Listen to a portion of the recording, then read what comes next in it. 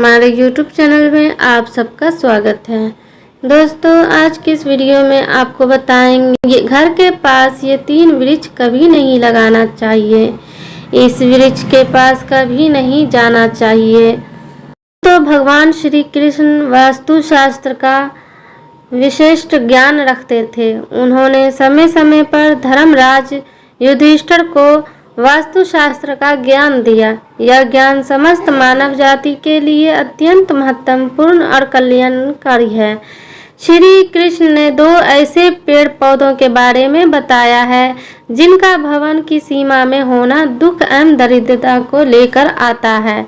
यह वृक्ष घर के सामने होने से उस घर में निवास करने वाले लोग की कभी उन्नति नहीं होती है। उन्होंने हमेशा परिजाय और निराशा का ही सामना करना पड़ता है। दोस्तों, वास्तुशास्त्र के अनुसार वृक्ष तथा पेड़ पौधे हमारे भवन की सुंदरता को बढ़ाते अवश्य हैं, साथ ही यह वातावरण को शुद्ध रखते हैं। वृक्षों से सकारात्मक ऊर्जा का संचार होता है जो हमारे जीवन के लिए अत्यंत आवश्यक होती है। वृक्ष नकारात्मक को कम करके वातावरण को अधिक सकारात्मक बनाने का कार्य करते हैं। घर के सामने शुभ पेड़ पौधे लगाने से घर में बरकत आती है, साथ ही यह पेड़ पौधे कई प्रकार के वास्तु दोषों को नष्ट करते हैं। घर के आंगन में खड़े वृक्ष देवताओं के समान हमारे घर की रक्षा करते हैं। इसलिए हमारे पुराणों और शास्त्रों में भवन की सीमा में कुछ शुभ वृक्षों का रोपण करने की सलाह दी गई है। आज हम जानेंगे हमारे ये 3 वृक्ष की सीमा में कौन से वृक्ष तथा पेड़ पौधे होने चाहिए और कौन से वृक्ष नहीं होने चाहिए। जैसे कुछ वृक्षों को शास्त्रों में शुभ बताया गया है, उसी प्रकार से वास्तुशास्त्र में अशुभ वृक्षों तथा पौधों का वर्णन मिलता है। इस वृक्षों का घर की सीमा में होना अशुभ और अमंगलकारी होता है। यह वृक्ष घर के सामने होने से दुख तथा दरिद्रता का ही सामना करना पड़ता है। इन वृक्षों के सानिध्य में रहने पर धन का नाश होता है, शत्रु में वृद्धि होती है, मनुष्य अपना मान सम्मान तक खो देते हैं। इसलिए यदि आपने भी जाने अनजाने में अपने घर के आंगन में अथवा घर के अंदर ऐसे वृक्ष तथा पौधे लगाए हैं तो बिना देर किए उन्हें तुरंत हटा देना चाहिए। तो चलिए जान लेते हैं मनुष्य को कौन से पेड़ लगाने चाहिए और कौन से नहीं। सबसे पहला है पीपल का पेड़। किसी जलाशय के समीप पीपल का वृक्ष लगाने वाले मनुष्य को जो फल मिलता है वह सैकड़ों यज्ञों के समान होता है। जब पीपल के पत्ते उस जलाशय में गिरती है तो भी पिंड के समान होकर पितरों को तृप्ति प्रदान करते हैं। इससे सभी प्रकार के पितृदोष समाप्त हो जाते हैं। श्री कृष्ण कहते हैं, जो मनुष्य नित्य स्नान करके पीपल को स्पर्श करता है वह सभी पापों से मुक्त होता है और कभी पराजित नहीं होता है। पीपल को स्पर्श करने से लक्ष्मी की प्राप्ति होती है और उसकी प्रदक्षिणा करने से आयु में वृद्धि होती है। पीपल के जड़ में श्री विष्णु, तने में शिव जी और अग्रभाग में ब्रह्मन जी स्थित रहते हैं। सोमवती अमावस्या के दिन पीपल को प्रणाम करने से जो फल मिलता है वो 1000 गाय के दान के बराबर होता है। इस संसार में पीपल के समान कोई वृक्ष नहीं है। साक्षात श्री हरि इस वृक्ष के रूप में पृथ्वी पर विराजमान है। पीपल के वृक्ष को चोट पहुंचाना अथवा उसकी टहनी तोड़ना महापाप माना गया है। ऐसा मनुष्य एक कल तक नरक में रहता है और जो पीपल को जड़ से काटता है उसका कभी नरक से उद्धार नहीं होता है। दूसरा है आंवले का वृक्ष। श्री कृष्ण कहते हैं, आंवले का फल समस्त लोकों में प्रसिद्ध और परम पवित्र है। आंवले को लगाने से स्त्री और पुरुष जन्म मृत्यु के बंधन से मुक्त हो जाते हैं। यह पवित्र फल भगवान विष्णु को अत्यंत प्रसन्न करने वाला एवं शुभ माना गया है। इसको खाने से सभी पापों से मुक्ति मिलती है। आंवला खाने से आयु बढ़ती है, उसका जल पीने से रोगों का नाश होता है और आंवले को जल में मिलाकर स्नान करने से दरिद्रता दूर हो जाती है और सभी प्रकार के ऐश्वर्य प्राप्त होते हैं। जिस घर में आंवला सदा मौजूद रहता है उस घर में कभी दैत्य और राक्षस नहीं आते हैं। एकादशी के दिन अगर आंवला मिल जाए तो संसार के सभी तिथियों से बढ़कर फल प्राप्त होता है।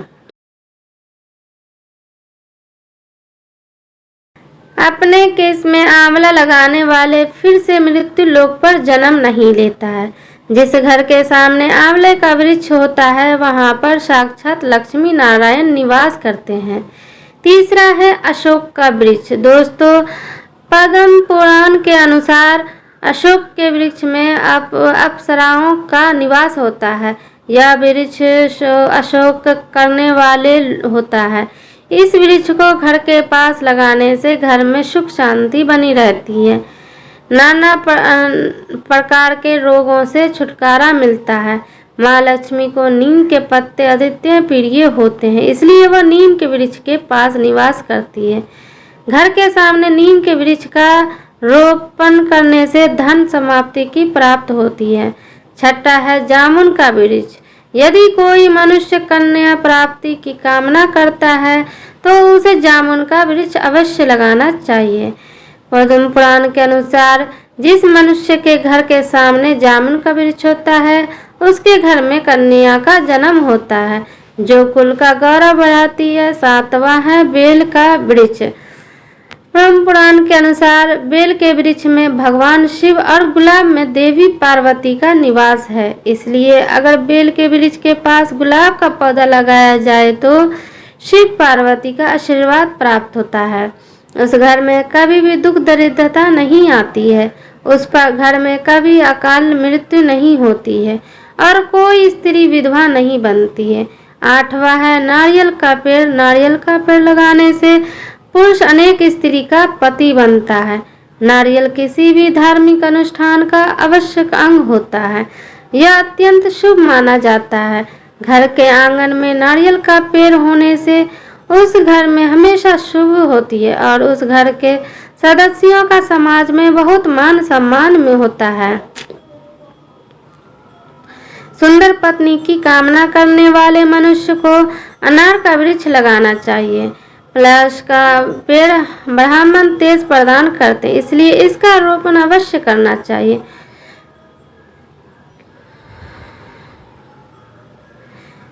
मनुष्य को किसी बीमारी से पीड़ित है तो उसे खैर का वृक्ष लगाना चाहिए। खैर का वृक्ष लगाने से बड़े बड़े रोग नष्ट हो जाते हैं। यह केले के पेड़ में भगवान विष्णु का वास होता है, इसलिए घर में केले का पेड़ होने से घर में धन की कमी नहीं होती है। हर श्रृंगार के पौधे को पारिजात भी कहा जाता है। इस पौधे की उत्पत्ति समुद्र मंथन के समय हुई थी और माँ लक्ष्मी भी समुद्र मंथन से ही प्रकट हुई है, इसलिए पारिजात के पौधे का बहुत अधिक महत्व है। यदि इस पौधे को अपने घर पर लगाते हैं तो आपको माँ लक्ष्मी की विशेष कृपा प्राप्त होगी। मनुष्य को कभी भी ताड़ का वृक्ष नहीं लगाना चाहिए। ताड़ का वृक्ष संतान का नाश करने वाला होता है। जिस घर के पास ताड़ का वृक्ष होता है उस घर के संतानों की कभी उन्नति नहीं होती है। मनुष्य को कभी भी अपने घर के पास बहेड़ी का वृक्ष नहीं लगाना चाहिए। इस वृक्ष पर प्रेतों का वास होता है। जो मनुष्य बहेड़े का वृक्ष लगाता है वह प्रेत बन जाता है। इसके नीचे बैठकर कभी पूजा पाठ भी नहीं करना चाहिए।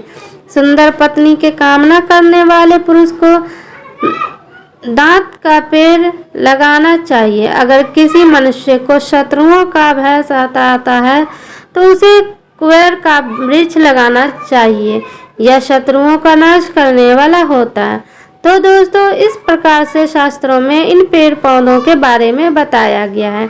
उम्मीद है आपको यह जानकारी अच्छी लगी होगी। वीडियो को लाइक ज़रूर करें, कमेंट में ज़रूर बताएं कि आपको ये वीडियो कैसी लगी है और चैनल को सब्सक्राइब कर लें। दोस्तों अगले वीडियो में फिर मिलते हैं।